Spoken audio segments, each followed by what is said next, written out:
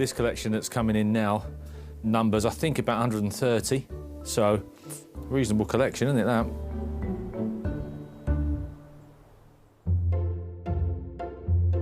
Ray Ingham loved his bikes, but he's passed away and his family are moving his collection on. All Dave has to do is find some room for them. It's just a case of put them in the middle for now, and then I'll have a bit of a jiggle about. So we'll have to make room, won't we? It's what we do, isn't it? It's what we've been doing for years, isn't it? So have we got enough room, really? No. Is that always the case? Yes. If we had an aircraft hangar, we'd still fill it, wouldn't we? Fancy stand, that, innit? Pull the lever. I thought they were going to bring 60 to 80 bikes over a 4 or 5 month period. But when have they brought them in? Every day. That's a nice bike. Yeah, my dad's got a couple of these. He's got one of most things, hasn't he, really? David Dales is doing the delivery work. His fiancée, Carol, is Ray's daughter. We just want them to go to people that will appreciate the bikes. Some of them have come off in pretty decent condition. Obviously, there's some that aren't, that need restoring. This is the second trip. We did 7 yesterday, but we got 9 in today. How many more trips? Possibly 5, maybe 6, until we maybe unearth something else. So with 20 bikes in, that just leaves room to be found for another 100.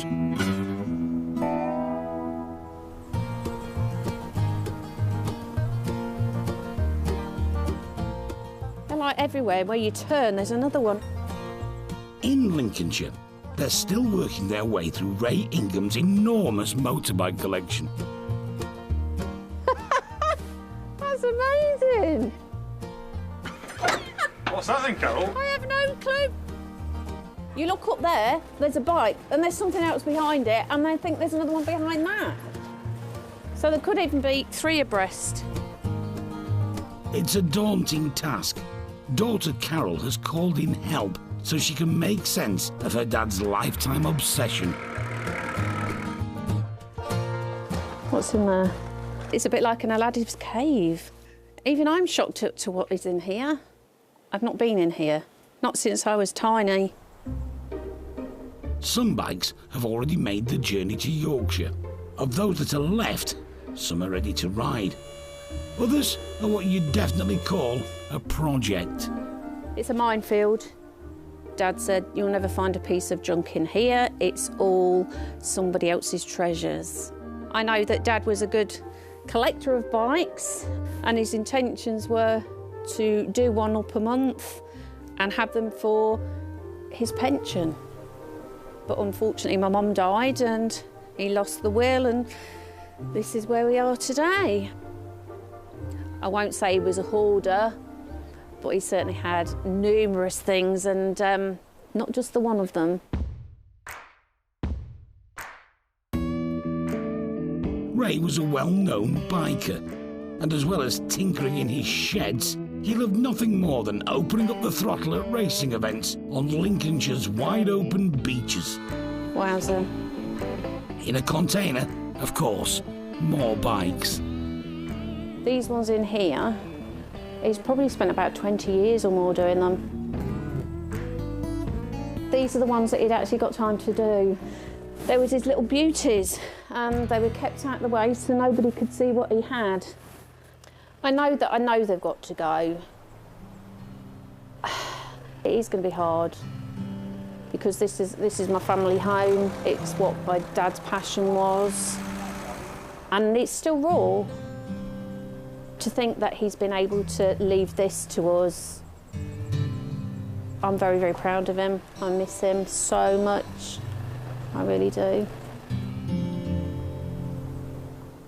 For Carol and her sisters, the sale is inevitable, but it keeps on throwing up surprises. Oh my God, this must be one bike, all of this. Do you think this is a whole bike? Yeah, there's only one person that knows, and he's not here to tell us.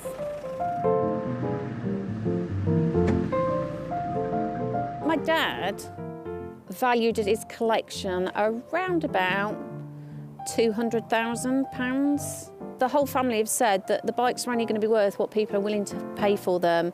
And so, as a family, it's not about the value of the bikes, it's about them going to the right places.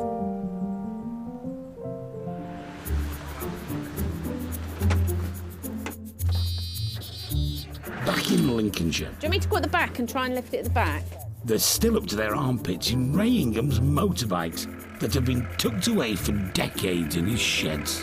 What one does that go with? That'll go with something else, but not this one. This one's all complete, Right. so I'll get this one out. Yeah? They've been clearing this site for a month, but thankfully, the cavalry has arrived. What about this spot here? Hiya. Hello. All right, love. Well, how about this? Ray's daughter, Carol, is quick to fill Derek in. He wasn't a hoarder. No. He just didn't like throwing anything away. I bet he didn't. First stop, some of Ray's completed projects. Metro's a rarity, isn't it? Excelsior. Oh, yeah, she's a nice little Excelsior. She's a bonny little machine, isn't she? That's a right nice little thing. It's called a Consort, 1950 or thereabouts. She's 2-speed on there. They changed the foot change a little bit later on, but the early ones were this time. So you squeeze it like that, click it off, and into second. Ah, very rare, them. Lovely little bike, that. Beautiful little machine. She's a big, heavy old bus, this old AJ, ain't she? Like a Model 20 or so. Something like that, I should think, isn't she? She's a numb old thing. Early 50s by the looks of her. Lovely, nice bike. Nice machine. Lovely. Good. Lovely. Got a fair bit to go at, haven't we? Just a bit. God, blimey, yeah. Must have been collecting for years, eh? Do you know what? We never knew when he'd added to the collection. All you heard was Mum going, he's brought another blinking bike. Oh, yeah, she would do, yeah. Yeah, she wouldn't have a clue what he got. No. Very, very difficult to price up. Very, very difficult. You've got to bear in mind that, as I say, that the biker lads, very, very mean, skin of heart, very, very hard buyers. They all want them, but they don't want to give a lot for them. Passion, but hey, fanatical, wasn't he? Totally fanatical, the old boy. Yeah, good old lad. They are, though, these bike lads, you see. They can't stop buying. I was the same, that's why I've got 60. There you go. They're a nightmare, aren't they, to tie down. I've been waking up in the night thinking about this, not knowing what to expect, not knowing what we're going to do, how we're going to do it, and all the rest of it. How's it going, guys? All right. We're having a laugh, but I think it'll hit me. It'll hit me once the doors close. The money in this is in the frame. All Norton featherbed frames worth good money. Aerial square 4 engine. Unusual conversion, that. You know, you normally have maybe like a Tiger 110 engine in there. Won't be queuing up for that bike, people, but there'll be 2 or 3 buyers that won't be able to live without that bike. That's him, look. Oh my God. Popping wheelies. Yeah. He was not frightened of anything. Yeah, look at that. They were keen, wasn't he? What a character, eh? I know, yeah. Oh, you miss him, wouldn't you? It's a lovely story, really. Yeah. You know. It's sad. It's sad, but it's lovely. But do you know, it's like, how many people can actually say that their dad's done this? Very, very through few. the life? Very, very few. Money weren't that important to him. It was the possessions, It was the wasn't possession it, of really? it, yeah. In fact, And he that's got rid of what it was. most of it. It was the thrill of chasing for Of course a it bike was. he hadn't got before. It's the same with me.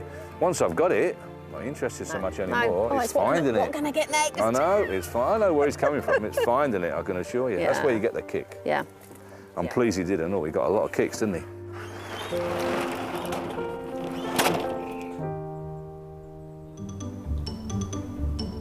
In the showroom, they've done a head count of all the bikes that came from one collector in Lincolnshire.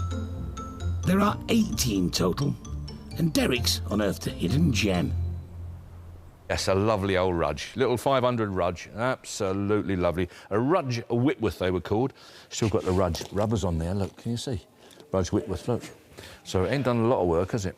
The very expensive machine, when you compare them to like AJs and stuff like that and matchless and things, probably 3 times the amount of money. The bike, I would imagine, is going to be probably around about a 1934, something on that sort of line, I think. And we've got hand change, which I love. I think it's great.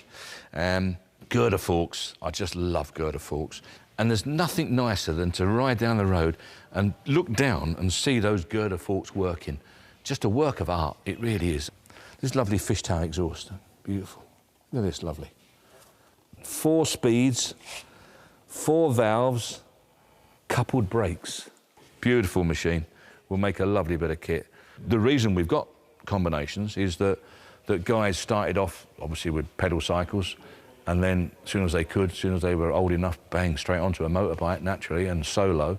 The solo was OK when they got married and there was him and his wife, but as soon as baby came along, then really there was the choice. You either get rid of the motorbike and you pass your test and get a little car, which was a big expenditure, or do you get a motorcycle and sidecar?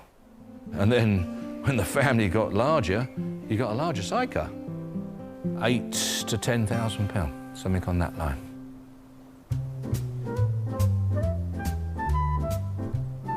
It's browsing time at the showroom, and the punters are making a beeline for the perfectly polished motors. But Pete Stansfield, all black and covered in dirt, has got his eyes on something else. The massed ranks of motorbikes that came from a Lincolnshire collector. This is really what everybody wants. Everybody wants something to restore. This is the sort of thing I like, still in original paint. A bit of weekend work required. Yeah, that's it, yeah, 10 minutes in the garage, yeah. It's really 50s and 60s stuff that I like rather than the older bikes. The main appeal is the real original bikes like this. The original paint, it is in a dreadful state, but everything on it is stuff that was on it when it came from the factory.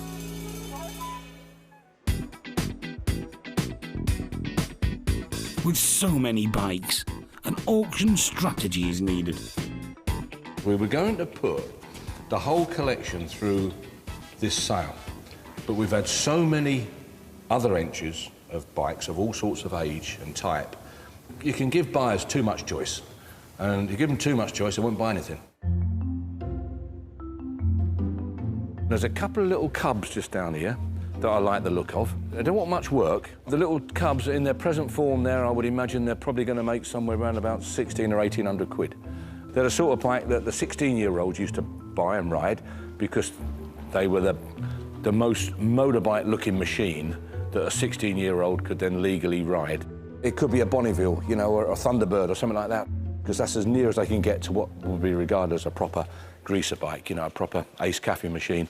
Because it looks like a little Bonneville, if you like, a scaled-down Bonneville, they tend to think it goes like a Bonneville, because it don't. So they screw the life out of them, and they used to blow up left, right and centre. Tiger 110. This one here, without a doubt, she'll do big money because they say it's a Triumph and it's the right one. Everyone wants the 110. Look how lovely and comfortable these bikes are to ride. Beautiful, aren't they? They're just so lovely and comfortable. You're sitting there like an old police bike. That'll make big money. You could have this on the road in probably an hour or two if you wanted to. It's just got to have the name, you know, and the stuff that's doing the money at the moment is the fast Fords, and the bikes that are doing the money are the fast Triumphs. That's what it boils down to. The bike that people can aspire to. That's what makes this collection interesting. The one thing that makes it interesting is a load of complete unrestored bikes. Rudge, Whitworth and sidecar. Now this is something special. Beautiful bit of kit, this one. 5, 5, 5, 5, 5, 5, 6, £6,000, 6, 5, 6,500. Come and see us, I'm gonna pass on that. We'll make more money in June, 6,005. Not enough, 6, 5 is the 7. Be sharp, 6,500. I've got to pass on that one. Don't like the pass, but unfortunately, we'll have to on that one. The Rudge fails to reach what Carol and her family were hoping for. A few months later, it's back, and Derek's giving it full throttle. Where are we going then? Come on, lads. 4 grand, 4, 4, 4,004. 4,000, 4,250, 4, 5. 4,500, 4,500 here, 4, 6, 7, 4, 7. 4,800, 4, 9. 4,900, 5,000. 5,100. 5,100 all done then, 51. Going then, 52. 5,002, that it then, all done then, 53. 5,004. And that's Susan. Oh. Susan? Yeah. Wow, Susan, I want to meet you. 5,000, you're my sort of man, you are. I think, Susan, you and I could go out on that outfit. 5,400, 5,500, 5,600, 5,600. Love to do that, love to meet you. 5,700, 5,900, 5,900, and going to submit them. Is it Susan? No, this is Stephen. Oh, it's Stephen now. Oh. Well, I'd like to meet you as well, Stephen. 5,900, we'll have a night out. 5,900 at Stephen, the bidder. Susan, for God's sake, bid, will you? I'll chip in the other 100 quid if you bid, Susan. 5,900. Going then, Stephen's the bidder, 5,900. Please, Susan, 5,900 provisionally. Stephen. With Derek's date night sorted out, work begins on thrashing out a deal. Eventually, the bike sells for 6,500 to a sidecar connoisseur in the northwest of England. Lot number 314, 1960, Triumph Tiger Cub, beautiful bit of kit. They are 16. In total, 76 of Ray Ingham's treasured 80 motorbikes sold. It's a huge relief for his family. This is the last bit of my dad's now, isn't it, Yeah, basically? yeah. Everything else has been sorted and this is the last part. Yeah. They've got to go. You know, we can't take them home with us. Leave it through. Amongst the last ones to sell, a Triumph Tiger Cub that Derek admired. 2,650, 2,700. Thank you for your bidding, gentlemen, appreciate it. 27 provisional. When all the totals were added up, Ray's bikes made more than £190,000, a fitting sum for one of the largest collections ever to come through the auction.